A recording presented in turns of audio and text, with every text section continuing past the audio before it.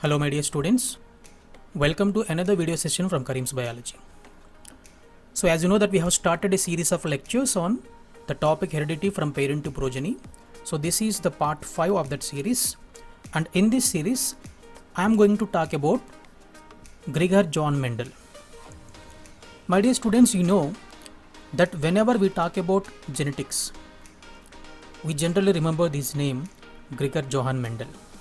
Because Gregor Johann Mendel, he is called the father of genetics. But why he is called the father of genetics? Did you ever think about it? So in this session, I'm going to make it clear for you why is it called the father of genetics and what is the remarkable work done by Gregor Johann Mendel.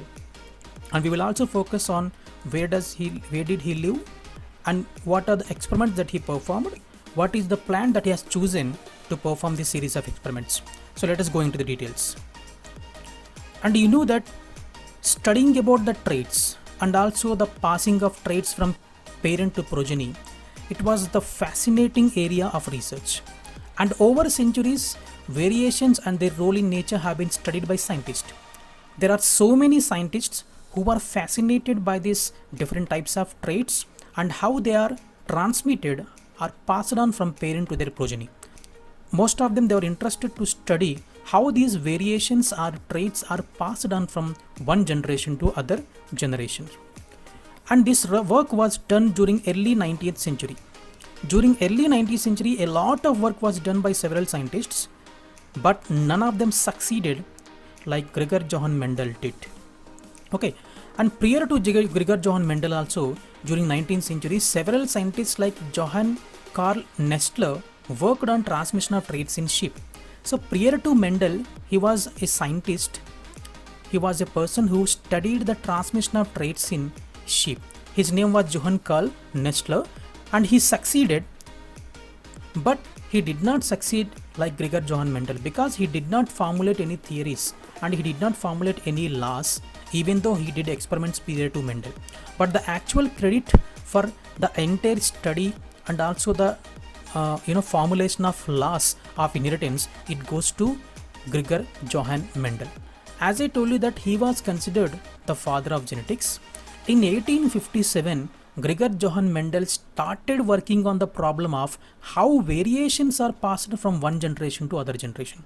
I told you that prior to him also so many scientists worked, but he was very much fascinated, so he also has chosen the same area of working on how the variations were passed on from one generation to other generation. So he was that person, Gregor Johann Mendel, who is popularly called the father of genetics. Let us go on to the next slide. Before Mendel had studied the inheritance, farmers all over the world already knew that crossbreeding of animals and plants could favor certain desirable traits. See, there are certain things in the human life which we acquire not by education, by the profession that we are in.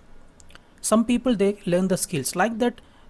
Before the studies of inheritance, farmers who were already much experienced and also the breeders of animals who were experienced, they already knew the fact that when you crossbreed two different varieties having desirable traits, then the next offspring will be having the traits that you want. So look at the picture here. This picture says about it. This is one generation and there are two tall plants here. If you select these two plants and if you crossbreed among themselves, the resulting generation will most of them, not all, but most of the plants in the resulting generation, they may have the traits that you are looking for. So in that way, it is advantageous to go for the crossbreeding method. Not only in plants, it was also done in the animals since ages. Now let us come to the topic again. Who is Gregor Johann Mendel? Gregor Johann Mendel was a monk in a monastery in Brunn, which is the capital of Moravia. Then Gregor Johann Mendel was a monk. Who is a monk? You knew already that monks are the people who left everything and they go in service of God and humanity, and they generally keep themselves away from the people. They live in separate places called monasteries. Gregor Johann Mendel was also a such type of monk who had chosen this path of serving the God and humanity. But in doing so, he served more than that he could because he formulated the theories of inheritance and he became the father of genetics. So this is one monk here standing. These are the people who dedicated completely themselves to the service of God and humanity, who live in separate places called monasteries. And this is the place. Look at this picture here. This is the place where Gregor Johann Mendel had lived and performed his experiments and became the father of genetics. Look, this is the past picture and this is the present picture. He did not change anything. And this is the garden. This is the garden where Gregor Johann Mendel had performed all his series of experiments. And what did he study? Actually, Gregor Johann Mendel was a student of philosophy, physics and mathematics. And his father was a farmer, so he was also interested in breeding methods as well. That's the reason why, as he got the background of a farmer's family, he could be able to do all these things.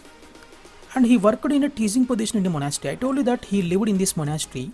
In this monastery there were students and he used to teach to these students.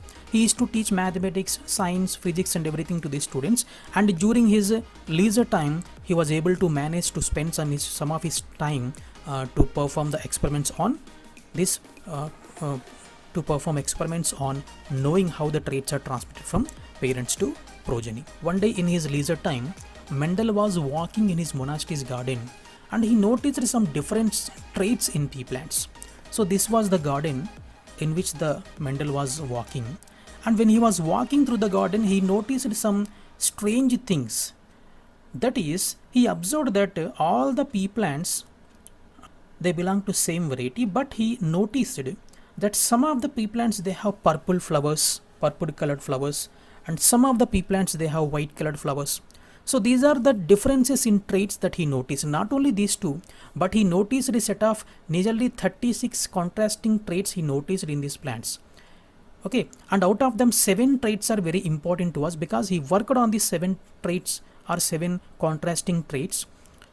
By working on it, he discovered all this stuff, that is laws of inheritance and everything. That's why we will focus our attention on the 7 traits in the coming session. So this is how he got the motivation to know and to carry out experiments regarding how the traits are transmitted. And he actually was very much fascinated why this variety exists. Why, when the parents are having purple colored flowers, why one of its offspring had white colored flowers? So this is what something fascinated him. And he also noticed that there are some tall plants which are giving rise to short plants. Okay, and short plants are always giving rise to short plants. So these are something that he was very much fascinated. So he started his work on this. Gregor Johann Mendel, through his work on pea plants, discovered that fundamental laws of inheritance. You know that we have he had formulated different laws such as law of inheritance, law of segregation and law of independent assortment. These are the laws that he formulated, and he also hypothesized that distinguishing traits of the same character were present in the population of an organism. So this is something that we had already discussed when I spent a session on characters and traits. Okay, and he also hypothesized, he did not actually concluded, but he hypothesized that distinguishing traits of the same characters were present. For example, when he was walking through his garden, he noticed that color of the flower is one of the character, but for that color of the flower, there are 2 distinguishing traits, which are purple colored flowers and white colored flowers. So he also, this is what he hypothesized, not only for this color of the flower, but also length of the stem, shape of the seed, color of the seed, shape of the pod, color of the pod, like that. So many contrasting or distinguishing traits he noticed, and which led him to hypothesize that for each and every character of the character in a population, there will be distinguishing traits present. And he also assumed that traits shown by the new plants must be in the seeds that they produce in them. Nowadays we are very much aware that it is through the seeds that the plants are going to get the characters. The seeds must have obtained these traits from the parent plant. So this is one more hypothesis. So this is all the work done by the great scientist Gregor Johann Mendel. To mark all his great work, he is considered as father of genetics. So I hope that you understood why he is called the father of genetics. So in the coming session, I am going to talk about what are the different types of traits that he selected for his experiments. I hope that you understood. Thank you very much for watching this video.